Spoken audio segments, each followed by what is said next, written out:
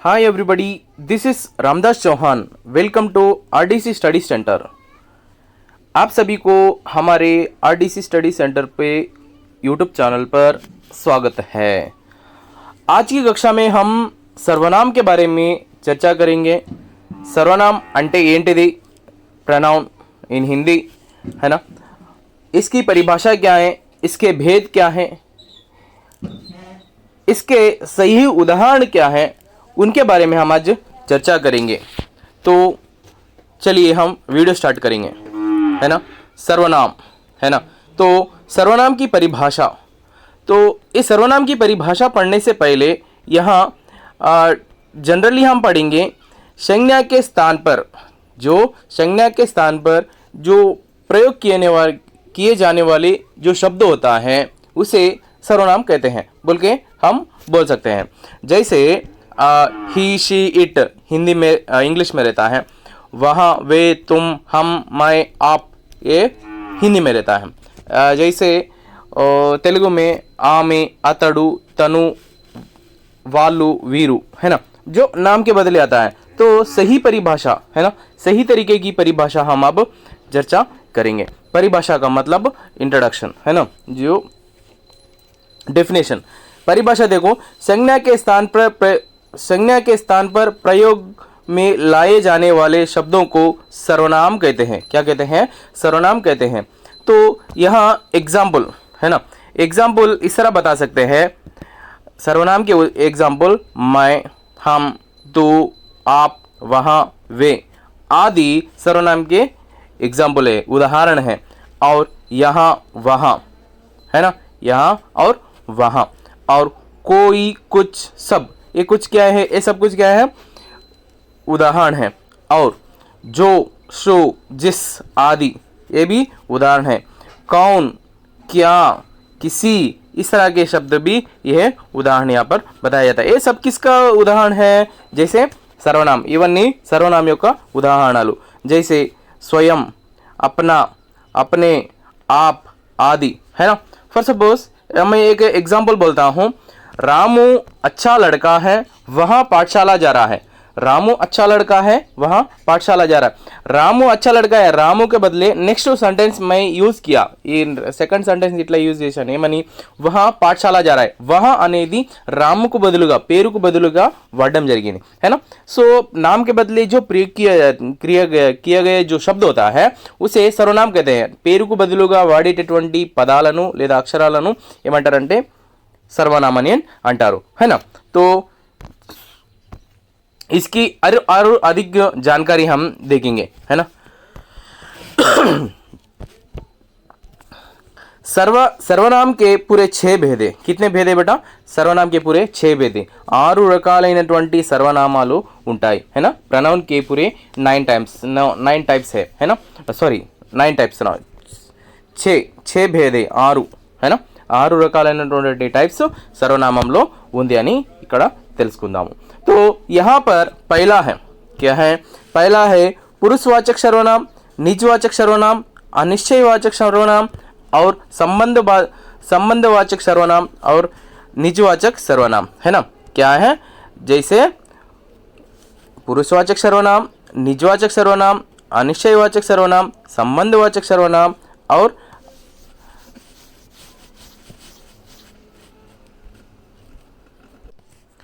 और प्रश्नवाचक सर्वनाम.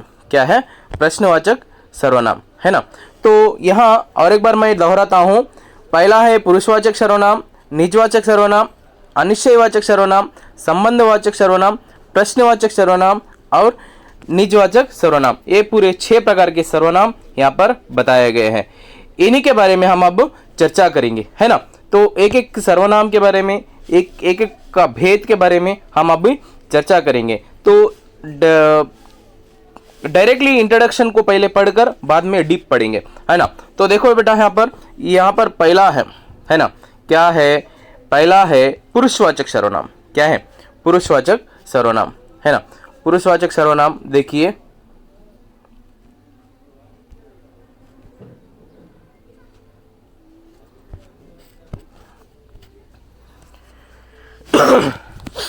पुरुषवाचक सर्वनाम, पुरुषवाचक सर्वनाम को इससे केवल व्यक्तियों का ही बोध होता है।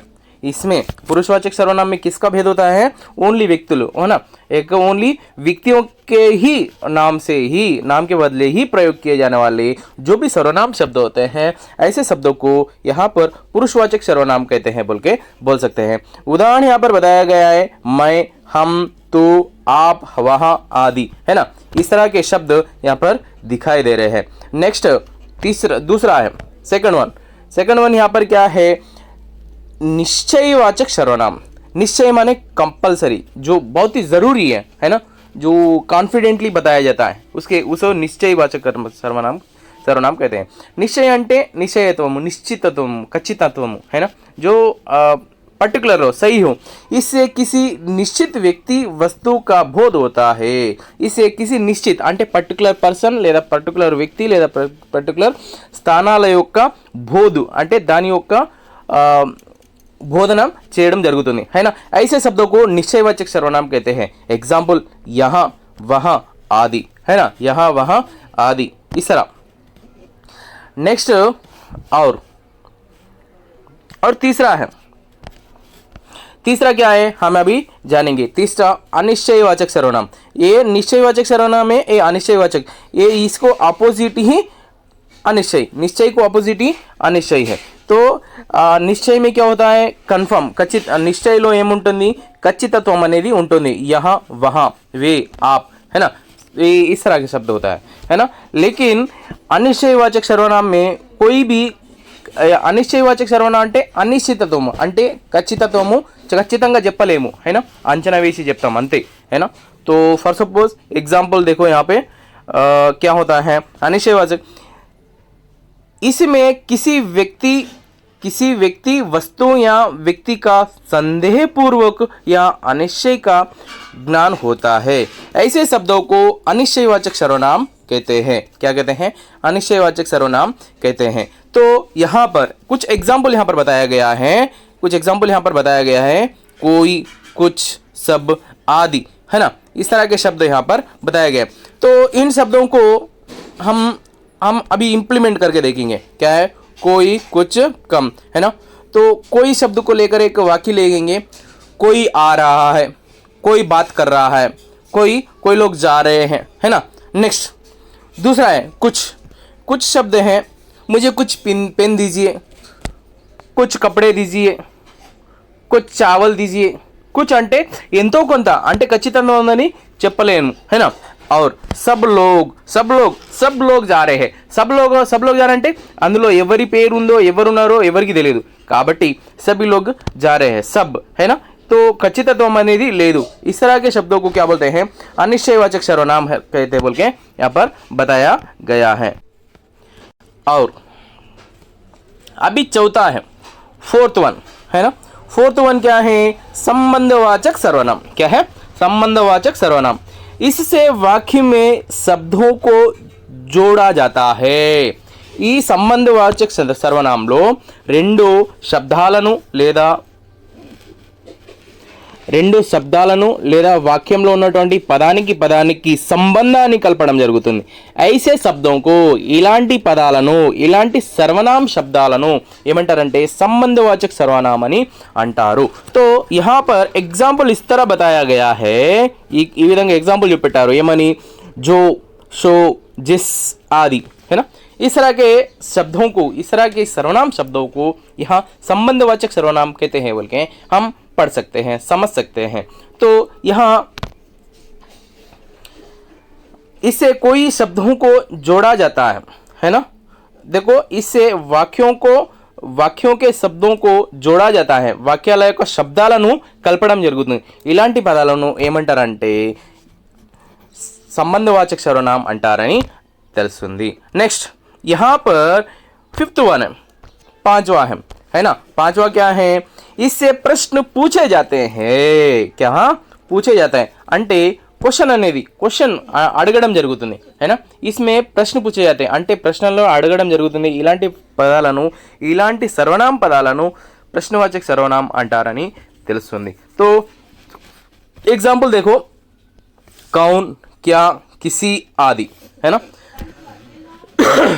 जैसे जैसे यहाँ पर बताया गया है कौन, कौन नहीं, वहां कौन आया है ना, आपका नाम क्या है। हाँ, अब किसी ना किसी को दे दीजिए, है ना, किसी माने इकड़ क्वेश्चन मात्र में उंदी, है ना। आप किसी ने कहा, है ना, क्या, आपका नाम क्या है, आप कौन हो, यहाँ का राजा कौन है, मीन्स ये पूरे प्रश्न है, అంటే క్వశ్చన్ నీ పేరేంటిది, మీరేం చేస్తున్నారు, మీరు ఎక్కడికి వెళ్తున్నారు, है ना। जो शब्द यहाँ बताया जाता है क्वेश्चन मार्क में होता है, ऐसे शब्दों को क्या बोलते हैं, ప్రశ్నవాచక సర్వనామం कहते हैं। అంటే క్వశ్చన్ మార్క్ లో ఉంటే అది ప్రశ్నవాచక సర్వనామం అవుతుందని దీని ద్వారా మనకు తెలుస్తుంది, है ना। नेक्स्ट लास्ट वन यहाँ पर है, क्या है कि निजवाचक सर्वनाम, निजवाचक सर्वनाम, निजवाचक सर्वनाम को इससे वाक्यों में पहले आने वाले संज्ञा या सर्वनाम पर जोड़ डाला जाता है। क्या बेटा, इसमें वाक्यों को पहले आने वाले शब्दों को सर्वनाम पर जोड़ डाला जाता है, ऐसे शब्दों को क्या बोलते हैं, निजवाचक सर्वनाम कहते हैं। निजवाचक सर्वनाम का मतलब है जो अपने लिए किया जाता है ना, ఎవరి కోసం, వాళ్ళ కోసం వాళ్ళే, है ना, తనకు తానుగా చేయబడినటువంటి పనులను यह निजवाचक सर्वनाम अंटारा बोल सकते हैं। जैसे स्वयं, है ना, स्वयं, और अपना, अपने आप, है ना। तो बच्चा स्वयं के लिए रोता है, स्वयं दूध पीने के लिए रोता है, और वह अपने हाथ से खाता है ना, वह अपना काम करता है, वहाँ अपना आप रहता है। तो इस तरह के शब्दों को यहाँ पर निजवाचक सर्वनाम कहते हैं बोल के बताया गया है ना। यदि आपको नोट्स लिखना है तो यदि आप नोट्स लिखना चाहते हैं तो यहाँ सर्वनाम के शब्द यहाँ से, है ना, सर्वनाम के शब्द मैं जो टिक लगा रहा हूँ यहाँ से यहाँ तक आप लिख लीजिए, और आपको आपकी नोट्स में बहुत अच्छी तरीके से काम आएगा, है ना। ये पूरा आप लिख लीजिए, आपको बहुत अच्छा काम आएगा, है ना। ये 6th क्लास से 10th क्लास तक के पूरे बच्चों को लिख सकते हैं, है ना, बहुत ही अच्छा काम आएगा, है ना। नेक्स्ट जी, तो सर्वनाम का सही उदाहरण, सही तरीके के हम और अच्छी जानकारी लेंगे। सर्वनाम संज्ञा के स्थान पर प्रयुक्त होने वाले शब्दों को सर्वनाम कहते हैं। అంటే సర్వనామ సంజ్ఞకి బదులుగా, అంటే పేరుకు బదులుగా వాడబడేటటువంటి పదాలను ఏమంటారు, సర్వనామం అంటారని మనము ముందే తెలుసుకున్నాము, है ना। जैसे एग्जांपल, मैं, हम, तू, तुम, आप, यहाँ, वहाँ, वे, आप, इसके, है ना, इस तरह के शब्दों को क्या बोलते हैं, सर्वनाम बोलते हैं बोल के यहाँ बताया गया है। फॉर सपोज एग्जांपल, यहाँ, यहाँ प्लस को, इसे या इसके, इसको, सॉरी इसको, तो यहाँ सर्वनाम में इस तरह जोड़ा जाता है, यहाँ प्लस को इसे होता है, नहीं तो इसको होता है, वहाँ प्लस को उसे होगा, नहीं तो उसको होगा, है ना। ये सही तरीके के उदाहरण यहाँ पर बताया गया है। जैसे हमने इससे पहले पढ़ा था, सर्वनाम के पूरे 6 प्रकार है। कितने प्रकार हैं, 6 प्रकार है ना, 6 प्रकार है बोल के पढ़े थे। उसमें पहला है पुरुषवाचक सर्वनाम, है ना, पुरुषवाचक सर्वनाम, और दूसरा है निजवाचक सर्वनाम। क्या है, निजवाचक सर्वनाम। नेक्स्ट, और तीसरा है, क्या है, तीसरा है निश्चयवाचक सर्वनाम और अनिश्चयवाचक सर्वनाम, प्रश्नवाचक सर्वनाम, संबंधवाचक सर्वनाम, है ना।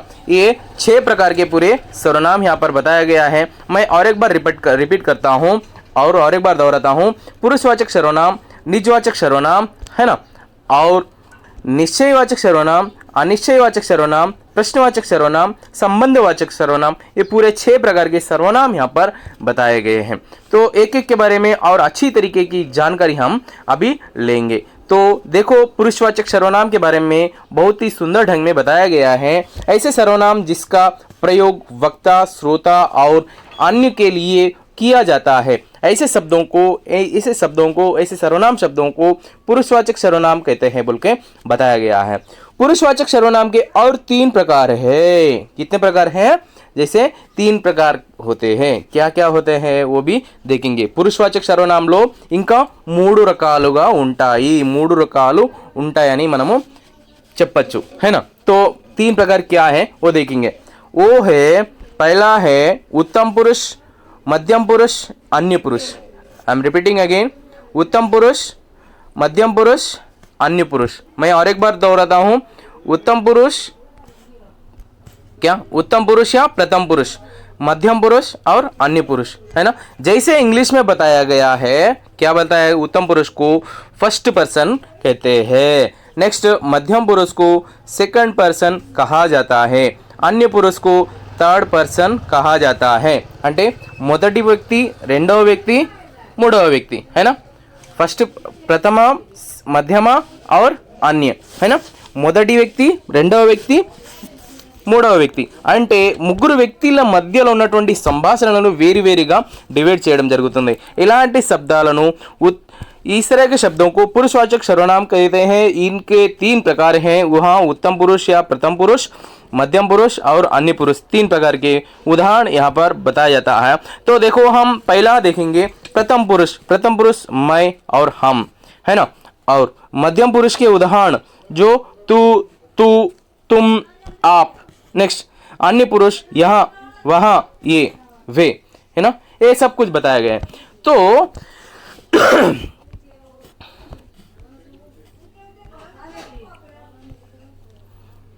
यहाँ वक्ता, वक्ता माने जो बात करता है ना। ఎవరైతే మాట్లాడతారో వాళ్ళు, మాట్లాడే వాళ్ళను వక్త అంటారు, है ना। जो बोलता है, ఎవరైతే మాట్లాడతారో ఆయన ఫస్ట్ పర్సన్ లో వస్తాడు, है ना। तो उन्हों बोलते समय मैं, हम बोलते हैं, है ना। नेक्स्ट श्रोता, श्रोता माने जो सुनता है, जैसे आप सुन रहे हैं, है ना। మీరు వింటున్నారు కదా, మీరు मध्यम पुरुष అవుతారు, है ना।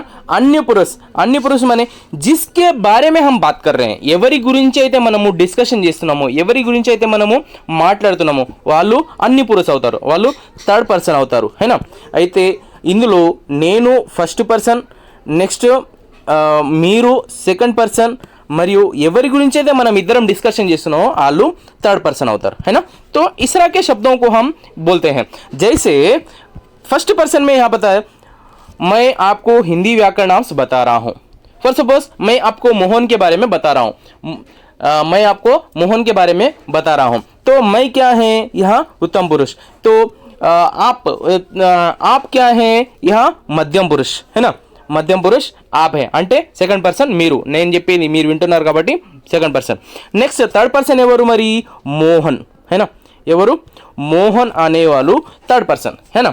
क्या है, మోహన్ థర్డ్ పర్సన్। ఎందుకంటే ఎవరి గురించి అయితే మనం డిస్కస్ చేస్తున్నామో, ఎవరి గురించి అయితే మనం డిస్కస్ చేస్తున్నామో ఆయన థర్డ్ పర్సన్। तो मोहन के प्लेस में सर्वनाम नाम के बदले आना है ना।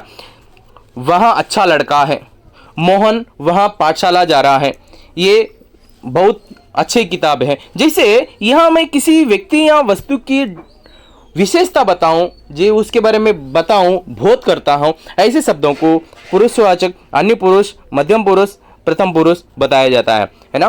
फाइनली हमें यहाँ याद रखना है, उत्तम पुरुष माने, प्रथम पुरुष माने फर्स्ट पर्सन, है ना। उत्तम पुरुष अन्ना फर्स्ट पर्सन अन्ना ఒకటే, సారీ, ఉత్తమ పురుష అన్న ప్రథమ పురుష అన్న ఒకటే, ఫస్ట్ పర్సన్ అని అంటాము। సెకండ్ పర్సన్ అంటే मध्यम पुरुष, है ना। मध्यम पुरुष सेकंड पर्सन, है ना। नेक्स्ट थर्ड पर्सन में अन्य पुरुष आता है ना। इस तरह के शब्दों को हम समझना है। नेक्स्ट है, यहाँ पर बताया गया है निजवाचक सर्वनाम। क्या है, निजवाचक सर्वनाम ऐसे सर्वनाम शब्द जिसका प्रयोग बोलने वाला या लिखने वाला अपने लिए करता है, उन्हें निजवाचक सर्वनाम कहते हैं। जैसे मैं स्वयं पत्र लिख रहा हूँ, राम अपना गांव जाता है, अपना सामान खुद उठा लेना चाहिए। जैसे इनमें निजवाचक सर्वनाम में स्वयं, अपना, खुद शब्द निजवाचक सर्वनाम में बताया जाता है ना। नेक्स्ट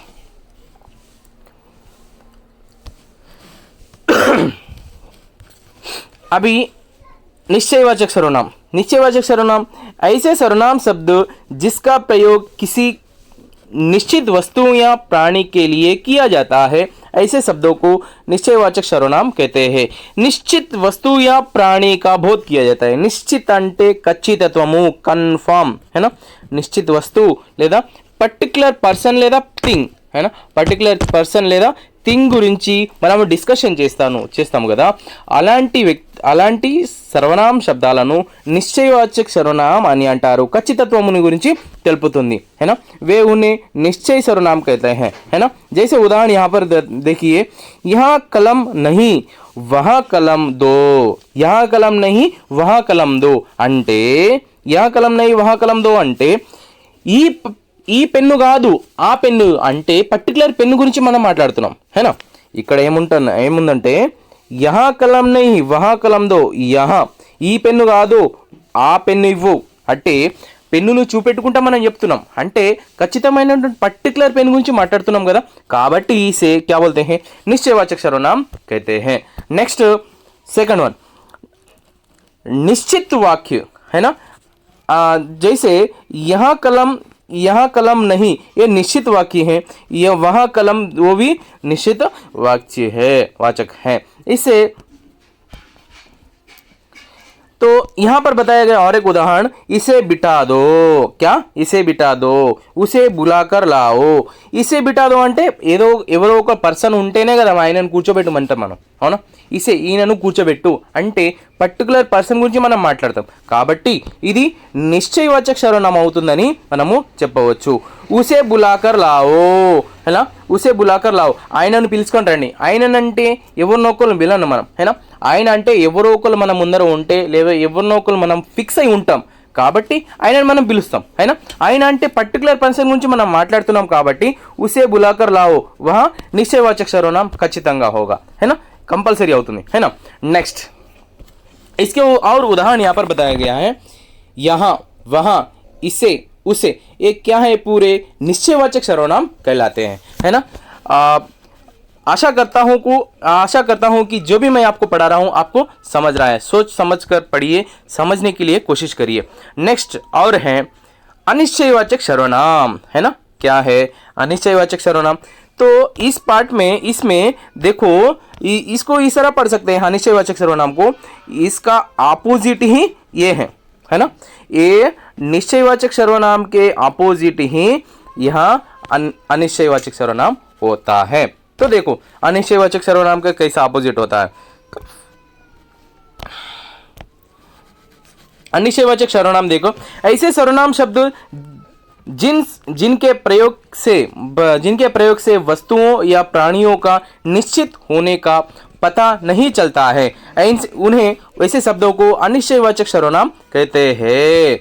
అంటే అనిశ్చయ అంటే ఖచ్చితత్వము కానిది, నాట్ కన్ఫర్మ్ అంటే ఖచ్చితము కానిది, అయినా. సో అంటే మనం పర్టికులర్గా ఎవరి పర్సన్ పేరు చెప్పలేము, అయినా పర్టికులర్ థింగ్ గురించి చెప్పలేము. అలాంటి పదాలను ఏమంటారు, అనిశ్చయవాచక सर्वनाम అంటే ఖచ్చితత్వము లేనిది, కన్ఫర్మ్, నాట్ కన్ఫర్మ్, అయినా. కోయి ఆ రహా హై, కోయి ఆ రహా హై ఎవరో వస్తున్నారు, అయినా. కోయి रो रहा है, बच्चा रो रहा है ना. कौन रो रहा है नहीं मालूम मेरे को, है ना. रोने की आवाज़ आ रही है, हाँ. कोई रो रहा है, कोई रो रहा है, लेकिन कौन रो रहा है किसी को पता नहीं. आपको पता है क्या, नहीं पता, उसका नाम हमें पता नहीं. जैसे हाँ रोने की आवाज़ आ रही है, तो कोई रो रहा है, कौन रो रहा है हमें पता नहीं. ఎవరు ఏడుస్తున్నారు, है ना. ఏడుస్తున్నారు కానీ వాళ్ళు ఎవరు ఏడుస్తున్నారో మనకు తెలియదు, అంటే ఖచ్చితత్వం అనేది మనకు తెలియదు. కాబట్టి ఇలాంటి పదాలను మనం ఏమంటారు, అనిశ్చయవాచక सर्वनाम అంటారని మనము దీని ద్వారా నేర్చుకుంటాము.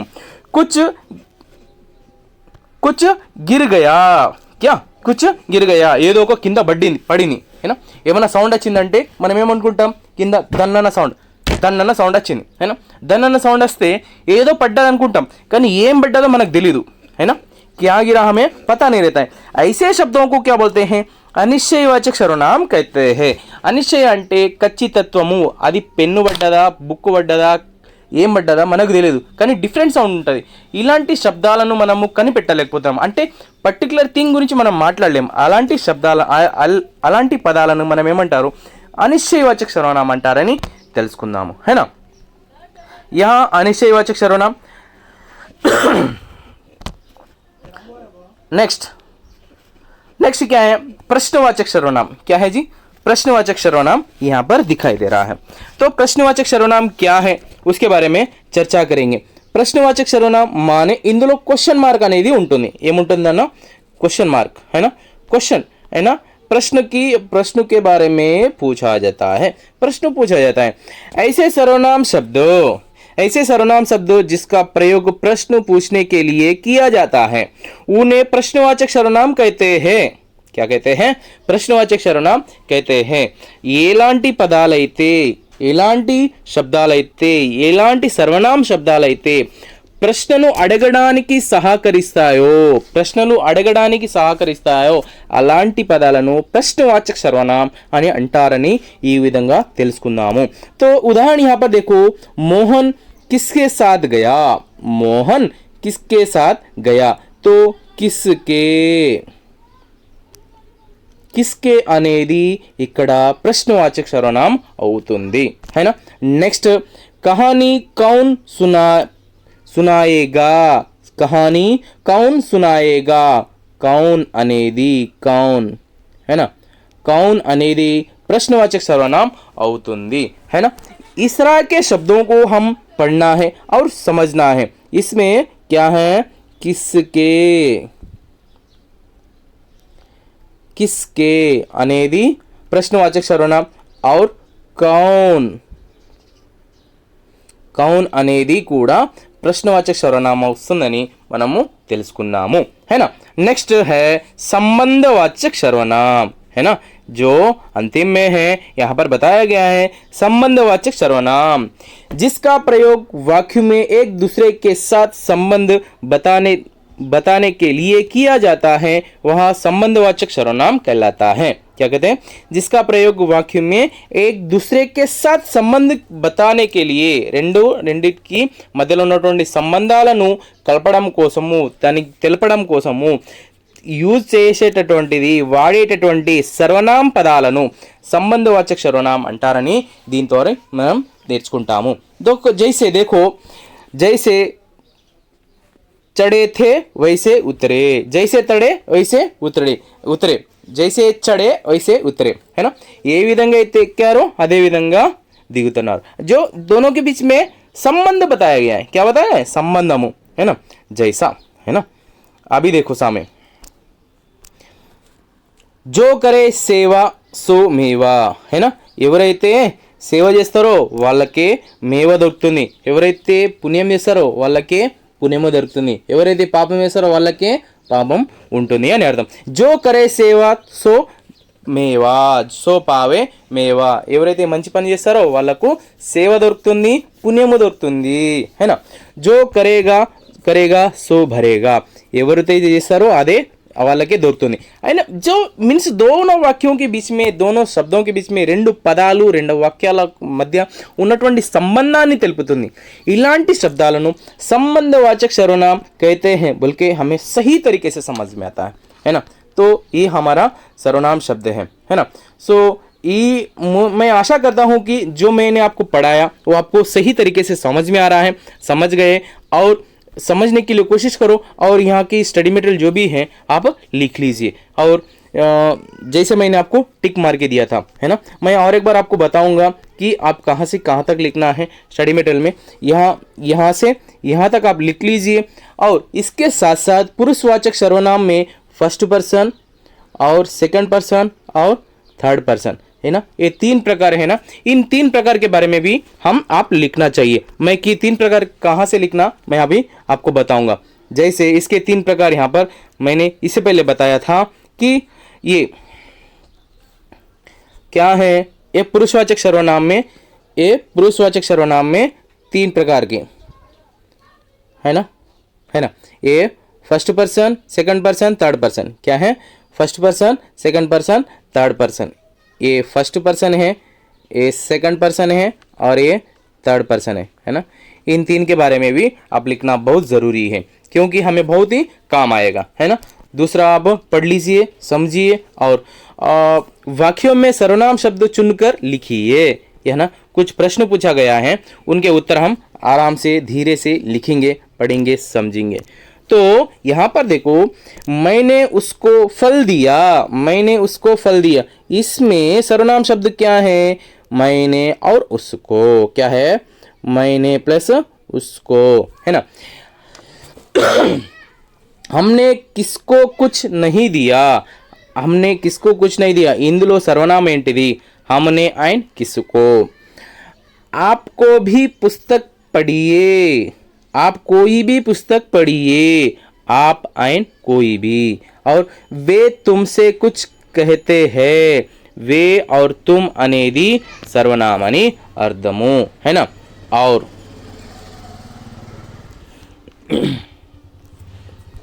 वहाँ यह नहीं जानता है, वहाँ और यहाँ। उसे किसकी पुस्तक पढ़ी, उसने किसकी पुस्तक पढ़ी, उसने और किसकी। और जो हुआ सो हो गया, जो हो गया हुआ सो हो गया, जो एंड सो, है ना। जिसके पास पैसा है वहाँ अमीर कहलाता है, जिसके और वहाँ मीन्स इस तरह के कई प्रकार के उदाहरण यहाँ पर बताया गया है। आप सही तरीके से समझना है और पढ़ना है। इसके उदाहरण उसके आंसर यहाँ पर बाजू में बताया गया है ना। उनको समझना है और पढ़ना है ना। यदि हमारा वीडियो आपको अच्छा लगे तो सब्सक्राइब करें, लाइक करें और अपने फ्रेंड्स एंड फैमिली मेम्बर्स को शेयर कीजिए। यहाँ grammar part 6th lesson 6th class से 10th क्लास तक के कुछ भी लोग, कोई भी लोग जो 6th क्लास से 10th क्लास ही नहीं, जो भी कुछ कॉम्पिटिटिव एग्जाम के लिए प्रिपेयर हो रहे हो, उनके लिए भी यहाँ पर बहुत काफ़ी है, बहुत ही अच्छा मटेरियल है।